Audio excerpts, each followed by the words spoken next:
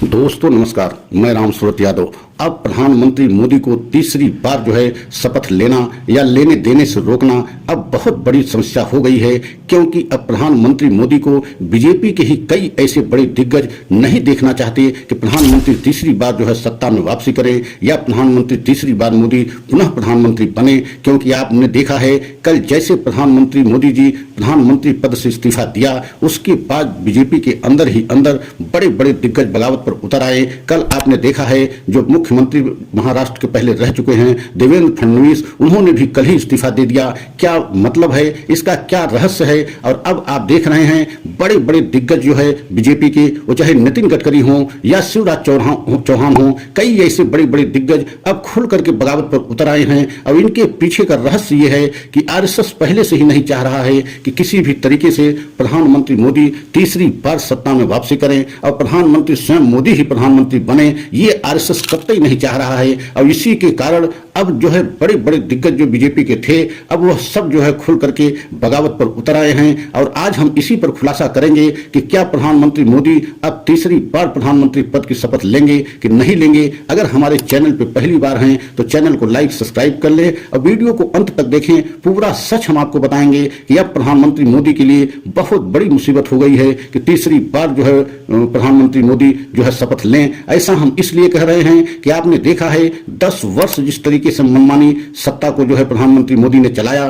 किसी की नहीं सुना। बड़े बड़े बीजेपी के दिग्गजों को एक तरीके से हाशिए पे पहुंचा दिया और उनको एक तरीके से देखा जाए तो उनका वजूद खत्म कर दिया। वो चाहे लाल कृष्ण आडवाणी हो, चाहे क्या कहते हैं आपने, और कई बड़े मुरली मनोहर जोशी हो, कई ऐसे बड़े बड़े दिग्गजों को उन्होंने एकदम दरकिनार कर दिया। और अभी अभी आपने देखा है कि शिवराज चौहान के नेतृत्व में मध्य प्रदेश में बम्पर जीत मिली, लेकिन वहां किस तरीके से शिवराज चौहान को एकदम किनारे कर दिया गया, मतलब उनको मुख्यमंत्री नहीं बनाया गया और उनसे मुख्यमंत्री का पद छीन लिया गया, एकदम दरकिनार कर दिया गया। लेकिन समय जैसे ही आया, कहा गया है कि जब समय आता है तभी किसी के भारी विरोध होता है। और जैसे ही बहुमत से नीचे बीजेपी रह गई, मतलब 30-40 सीट नीचे रह गई, वैसे ही बीजेपी के दिग्गज सब एकदम मुखर हो गए और बागी हो गए। और इनके पीछे का सबसे बड़ा रहस्य आरएसएस है। आरएसएस अगर जिसको नहीं चाहेगा तो वह प्रधानमंत्री कभी नहीं बन सकता।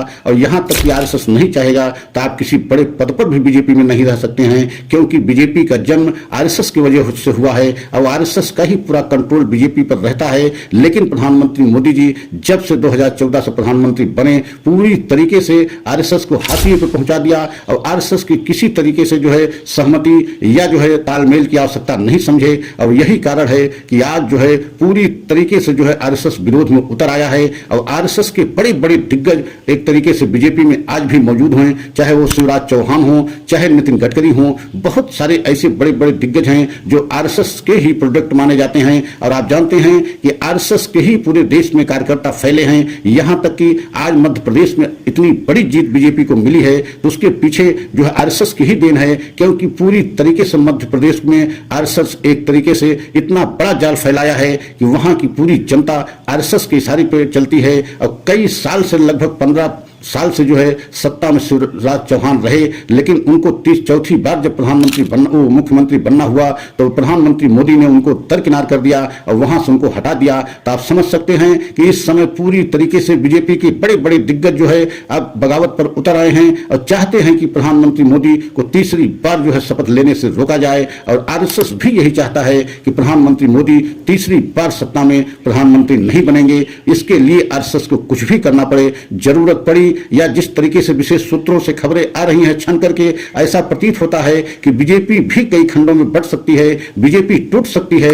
लेकिन आरएसएस और बीजेपी के बड़े दिग्गज, खासकर जो आरएसएस के बहुत ही समर्थक और बहुत ही नजदीकी माने जाते हैं, वो चाहे नितिन गडकरी हो, चाहे शिवराज चौहान हो, ये कभी नहीं चाहते हैं कि प्रधानमंत्री मोदी जी तीसरी बार सत्ता में वापसी करें। और अगर ऐसा है तो ये एकदम तय है कि प्रधानमंत्री मोदी को तीसरी बार सत्ता में वापसी करना एकदम कठिन हो गया है। क्योंकि आपने देखा है चुनाव प्रचार के दौरान बीजेपी के राष्ट्रीय अध्यक्ष जेपी नड्डा किस तरीके से आरएसएस पे हमला किए थे और उन्होंने एक तरीके से आरएसएस को चुनौती और चैलेंज किया था कि आरएसएस के बिना भी बीजेपी चुनाव जीतने में सक्षम है और सत्ता में वापसी करने में सक्षम है। हमें जरूरत नहीं है कि आरएसएस अगर हमारी मदद करेगा तभी हम चुनाव जीतेंगे, तभी सत्ता में वापसी करेंगे। लेकिन ये बातें जेपी नड्डा ने तो कह दिया, लेकिन अब उनको कितनी बड़ी जो है मुसीबत झेलनी पड़ रही है कि आरएसएस खुल करके एकदम बगावत कर दिया है। और आरएसएस के बड़े बड़े जो है समर्थक या आरएसएस के बड़े बड़े नजदीकी नेता, वो चाहे नितिन गडकरी हो, चाहे शिवराज चौहान हो, ये सभी नेता अब जो है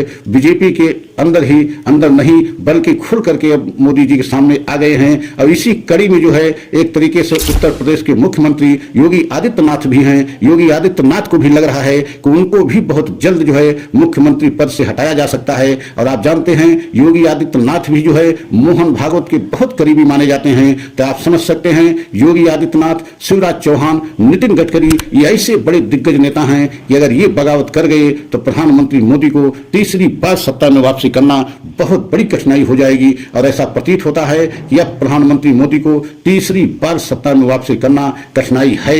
और यही कारण है कि बीजेपी में अब बगावत अंदर नहीं बल्कि बीजेपी के बड़े बड़े दिग्गज अब खुल करके बगावत करने पर आ गए हैं। देखना यह है कि प्रधानमंत्री मोदी को तीसरी बार सत्ता में प्रधानमंत्री पद की शपथ लेने देते हैं कि नहीं लेने देते हैं। अगर हमारा वीडियो अच्छा लगा हो तो वीडियो को लाइक सब्सक्राइब करें, कमेंट के द्वारा अपनी राय अवश्य दें। अगला वीडियो पुनः लेकर के आएंगे। जय हिंद, जय भारत।